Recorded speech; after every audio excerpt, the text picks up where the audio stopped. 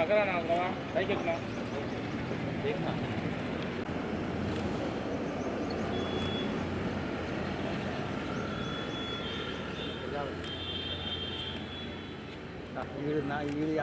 ఈడు పక్కన వాడు సందర్లో సడన్లీ అని ఉన్నాడు.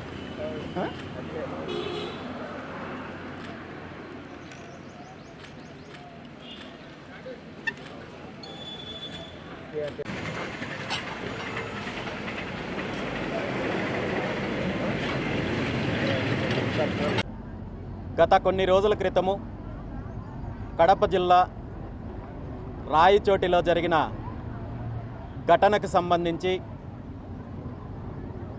అక్రమ కేసుల ద్వారా రిమాండ్లో ఉన్న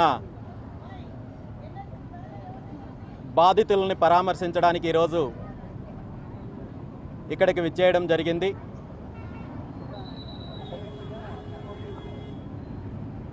చాలా బాధాకరమైన అంశం ఏంటంటే, ఎక్కడైనా రెండు వర్గాల మధ్య సమస్య ఉన్నప్పుడు, ఘర్షణ ఉన్నప్పుడు దాన్ని శాంతియుతంగా పరిష్కరించాల్సిన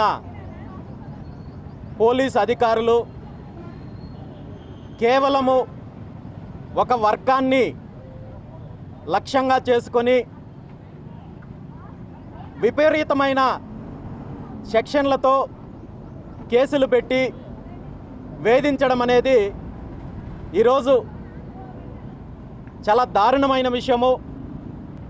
గత 70-80 సంవత్సరాల నుండి ప్రతి సంవత్సరము జరిగే దేవుడికి సంబంధించిన ఉత్సవాలలో, ఎంతో ప్రశాంతంగా జరిగే ఉత్సవాలను చిన్న చిన్న సమస్యలను అడ్డం పెట్టుకొని ఉద్దేశపూర్వకంగా గొడవలు జరిగేలా చేసి అందులో అమాయకుల్ని ఇరికించి ఇబ్బంది పెట్టే కార్యక్రమం చూస్తుంటే ఈ రాష్ట్రంలో ప్రభుత్వ పనితీరు ఎలా ఉందో, పోలీసుల పనితీరు ఎలా ఉందో మనం గమనించవచ్చు. ముఖ్యంగా గత ప్రభుత్వ హయాంలో అన్ని వర్గాల ప్రజలు ఒక రకంగా ఇబ్బంది పడితే, ఈ ప్రభుత్వ హయాంలో అదే పద్ధతి కొనసాగుతోంది తప్ప ఎటువంటి మార్పు కనబడడం లేదు. గత ప్రభుత్వంలో చూసాము, దళితులపైన దాడులు జరిగాయి, బీసీలపైన దాడులు జరిగాయి, మహిళలపైన దాడులు జరిగాయి, హిందువులపైన, హిందూ సాంప్రదాయాలపైన, హిందువులు చేసుకునే పండుగలపైన, ఊరేగింపులపైన అనేక రకాలైన ఆంక్షల ద్వారా అనేక రకాల ఇబ్బందులు పెట్టే కార్యక్రమం చేశారు. ఇంకా ఒక అడుగు ముందుకు వేసి హిందువులు చేసుకునే పండుగలకు పర్మిషన్లు కావాలి, మండపాలకు పర్మిషన్లు కావాలి, ఊరేగింపులకు పర్మిషన్లు కావాలి, ఇంకా కొన్ని దశాబ్దాల కాలం నుండి జరుగుతున్న హిందూ సాంప్రదాయాలను కొనసాగించాలంటే అనేక రకాలైన ఆంక్షలు విధించే పరిస్థితి ఈరోజు మనం ఈ ప్రభుత్వంలో చూస్తున్నాం. ఇప్పటి వరకు ప్రతి ప్రభుత్వంలో కూడా దళితులపైన దాడులు మనం చూసాము, వెనకబడిన తరగతులని అణిచివేసే కార్యక్రమం చూసాము. పేరుకి సంఖ్యాబలము 100కి 80-90% బీసీ, ఎస్సీ, ఎస్టీ మైనారిటీలు ఉన్న ఈ రాష్ట్రంలో అన్ని రకాలుగా అణచివేయబడుతున్న వర్గాలు కూడా ఇవే ఉన్నాయి. ఈరోజు ఇప్పటి వరకు మనము వెనకబడిన తరగతులు, వెనకబడిన జాతులు, వెనకబడిన కులాల గురించి మనము చెప్పుకున్నాము. కానీ ఈరోజు దురదృష్టం ఏంటంటే, ఆంధ్రప్రదేశ్ రాష్ట్రంలో అత్యధిక జనాభా ఉన్న, సంఖ్యాబలమున్న హిందూ మతము కూడా ఒక వెనకబడిన మతంగా పరిగణించే పరిస్థితి వచ్చింది. ఎందుకంటే హిందువులపైన కావచ్చు, హిందూ సాంప్రదాయాలపైన కావచ్చు, హిందూ దేవాలయాలపైన కావచ్చు, హిందూ పండుగలపైన కావచ్చు, ఎలాంటి దాడులు జరిగినా, ఎలాంటి ఇబ్బందులు గురి చేసినా ఈ రాష్ట్రంలో పట్టించుకునే వాళ్ళు లేరు. కాబట్టి ఏమైనా చేయొచ్చు, ఎలాంటి సంఘటనలు జరిగినా హింసించవచ్చు, వేధించవచ్చు అనే ఒక రకమైన ఆలోచనతో ప్రభుత్వంలో ఉన్న వాళ్ళు కావచ్చు, పోలీసు వ్యవస్థ కావచ్చు వ్యవహరిస్తోందని చెప్పడానికి ప్రత్యక్ష నిదర్శనే ఈరోజు రాయచోటిలో జరిగిన సంఘటన. ఎంతోమంది అమాయకుల్ని ఇబ్బందికి గురిపెట్టే కార్యక్రమం చేశారు. వాళ్ళు పెట్టిన కేసులో ముఖ్యంగా వాళ్ళు చేసిన ఆరోపణ ఏంటంటే ఒక వర్గానికి సంబంధించిన వాళ్ళు జై శ్రీరామ్ అంటూ రెచ్చగొట్టే కార్యక్రమం చేశారంటూ పోలీసులు ఈరోజు ఎఫ్ఐఆర్లో అనేక సెషన్లు పెట్టి కేసు పెట్టే ప్రయత్నం చేశారు.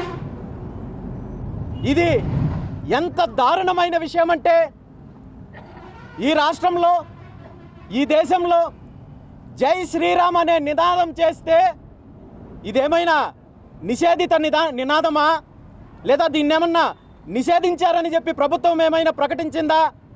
తెలియజేయాల్సిన బాధ్యత ప్రభుత్వం పైన ఉంది. దీన్ని గుర్తించాల్సిందే, ప్రతి ఒక్కరూ కూడా గుర్తించాలి. రేపొద్దున్నే ఎవరైనా హిందూ ఊరేగింపుల్లో కావచ్చు, పండగల్లో కావచ్చు జై శ్రీరామ్ అంటే ఇదే విధంగా కేసులు పెట్టి వేధిస్తారనే ఒక సంకేతాన్ని పోలీస్ వ్యవస్థ, ప్రభుత్వం ఇస్తున్నాయేమో అనేది కూడా మనం గమనించాల్సిన అవసరం ఉంది. దీనికి ప్రభుత్వంలో ఉన్నవాళ్ళు సమాధానం చెప్పాల్సిన అవసరం ఉంది. ముఖ్యమంత్రి గారు సమాధానం చెప్పాలి. అదేవిధంగా ఈ కూటమిలో ప్రధాన భాగస్వామ్యంగా ఉన్న బీజేపీ పార్టీ ఈరోజు హిందువులకు మద్దతుగా మేమున్నామని చెప్పుకునే ఈ రాష్ట్ర బీజేపీ నాయకులు మరి ఈ సంఘటన పైన ఎలా స్పందిస్తున్నారో కూడా తెలియజేయాల్సిన అవసరం ఉంది. అంతకంటే ముఖ్యంగా ఈ రాష్ట్ర ప్రభుత్వంలో ప్రధాన పాత్ర పోషిస్తున్న డిప్యూటీ సీఎం పవన్ కళ్యాణ్ గారు దీని మీద స్పందించాల్సిన అవసరం ఉంది. ఎందుకంటే గత కొన్ని రోజుల ముందు నుండి మనం చూసాము, ఈ రాష్ట్రంలో హిందూ ధర్మానికి, సనాతన ధర్మానికి ప్రతినిధి నేనే అని చెప్పుకునే పవన్ కళ్యాణ్ గారు మరి ఈ రాష్ట్రంలో హిందువులపైన, మహిళలపైన అనేక రకాలుగా జరుగుతున్న దాడులు మీకు తెలియవా అని ఈరోజు నేను పవన్ కళ్యాణ్ గారిని ప్రశ్నిస్తున్నాను. ఈరోజు రాష్ట్రంలో ఉన్న ఆశ్రమాలపైన దాడులు జరుగుతున్నాయి. సేవా కార్యక్రమాలని అడ్డుకునే ప్రయత్నం చేస్తున్నారు.